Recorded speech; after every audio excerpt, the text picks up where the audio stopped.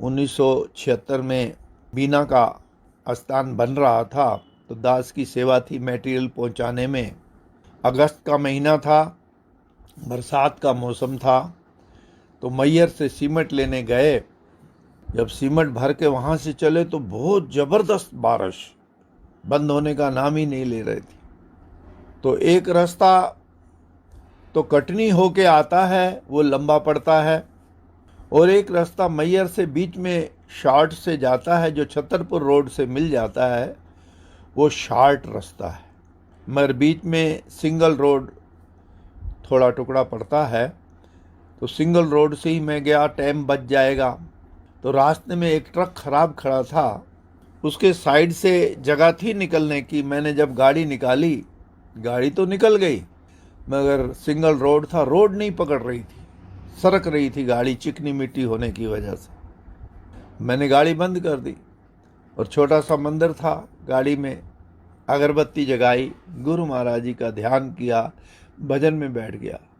बेनती की, महाराज जी आपकी सेवा में जीवन दान दिया है, आपकी ही सेवा कर रहे हैं, कृपा करो। अगर इस तरह बरसात होती रही तो रोड भी सारी रात में कट सकता है, तो आप इस मुसीबत से मुझे बचाओ। तो अभी भजन किए 10 मिनट ही हुए थे तो बरसात बंद हो गई। बरसात बंद होते ही वहाँ 20 आदमी इकट्ठे दिख गए, जबकि रात के समय कोई वहाँ आदमी ही नहीं था। कहते हैं कि पुलिस में, मिलिट्री में एक जैसी वर्दी, एक जैसी ऊंचाई के व्यक्ति तो बहुत मिलेंगे, मगर एक जैसी शक्ल के कोई भी नहीं मिलेंगे। जुड़वा भाइयों की भी कई बार शक्ल नहीं मिलती आपस में। तो वो 20 आदमी एक ही ड्रेस में थे, मिलिट्री वाले, एक ही ऊंचाई थी उनकी और शक्ल भी एक जैसी थी। बड़ा हैरान हो गया मैं। तो मेरे को बोला, बाबा बैठो, हम धक्का देते हैं, गाड़ी निकल जाएगी। मैंने गाड़ी स्टार्ट की, फर्स्ट गियर डाला, अभी क्लच मैंने नहीं छोड़ा, उन्होंने धक्का दिया, रोड पकड़ गई गाड़ी। और गाड़ी बंद करके मैंने कहा उनको कोई मेहनताना दे या प्रसाद दे। अब नीचे देखता हूँ तो कोई है ही नहीं। बड़ी आवाज़ें लगाई, हारन दिए, कोई नहीं आया। गुरु महाराज जी ने कृपा करके उनके रूप में मदद की। तो जिसने भी गुरु महाराज जी को पुकारा है, चाहे गुरु महाराज जी कितनी भी दूर क्यों ना हो, तो गुरु महाराज जी ने वहाँ पहुँच के उसकी किसी न किसी रूप में मदद की। एक बार अपने प्रातः स्मरणीय श्री श्री 108 सतगुरु दाता दयाल जी पंचम पातशाही जी महाराज जी ने कनाडा में कृपा फरमाई। एयरपोर्ट के पास में एक बिल्डिंग में विराजमान थे, तो उसके सामने वाली बिल्डिंग में एक बड़ा ओलंपिक खेलों का ऑफिसर रहता था। उसको जब पता चला कि अनंतपुर वाले महाराज आए हैं, उसने चरणों में बेनती भेजी कि मैं भी अभिलाषी हूँ दर्शनों का। जब किसी महात्मा जी ने बेनती की तो गुरु माई ने फरमाया बुलाओ उसको। जब वो गया तो ऐसी छवि देखकर नूरानी बड़ा ही प्रसन्न हुआ। ऐसी छवि उसने कभी देखी नहीं थी।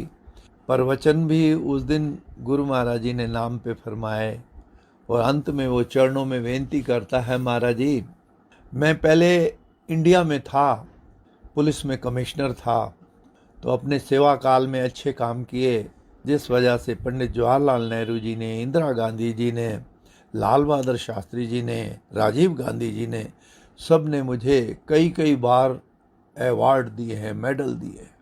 वो मेडल अब मैं यहाँ की सिटीज़न मिल गई है, तो यहाँ मैंने अपने घर में शोकेस में सजाए हैं। मेरी बेनती है कि गरीब खाने में कृपा फरमाएं, उस पर नज़र डालें मेडलों पे। गुरु महाराज जी ने फरमाया जिसने मेडल दिए वो यहाँ हैं, अखे नहीं वो सब के सब चले गए। अखे तुम तो रहोगे, अखे नहीं मुझे भी जाना है। अखे जब जाओगे ये मेडल साथ ले जाओगे? कहता है जिसके अधिकार पे मैं कह रहा हूँ मेरे मेडल, वो शरीर भी यहीं रह जाएगा।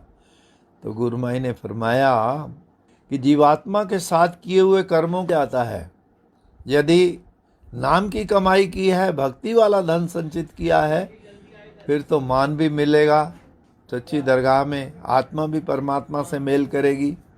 तो वचन फरमाए निरख परख और सोच समझ ले, एक दिन यहाँ से जाना है, ना कर दावा यहाँ पर अपना ये सारा मुल्क बेगाना है। सतनाम का सौदा कर ले, जो साथ में तेरे जाएगा। चूक गया अगर अपने काम से, तलियां मल पछता है। कि सच्चे नाम का सौदा कर ले, जो जीवात्मा के साथ जाएगा, वहाँ उसको मान दिलाएगा, इज्जत दिलाएगा, परमात्मा से मेल कराएगा। तो अगर वो सौदा नहीं एकत्र किया तो अंत में पछताएगा।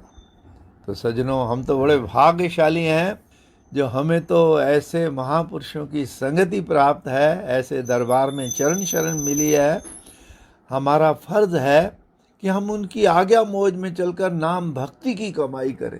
और हमारी आत्मा के लिए उन्होंने बड़े सरल नियम साधन निर्धारित कर दिए हैं। सुबह शाम की श्री आरती पूजा, दरबार की निष्काम सेवा, सत्संग, सुमरण, दर्शन, ध्यान, ये 5 नियम जो भी श्रद्धा से निभाएगा तो गुरु महाराज जी की प्रसन्नता का पात्र भी बनेगा और सच्चा धन भी एकत्र करेगा। और हमारे लिए जो आज्ञा हो रखी है कि 1 घंटा भजन अभ्यास, हजूर सतगुरु दाता दयाल जी महाराज जी अपने वचनों में फरमाते हैं कि यदि कोई लगातार नहीं बैठ सकता तो आधा घंटा सुबह, आधा घंटा शाम को।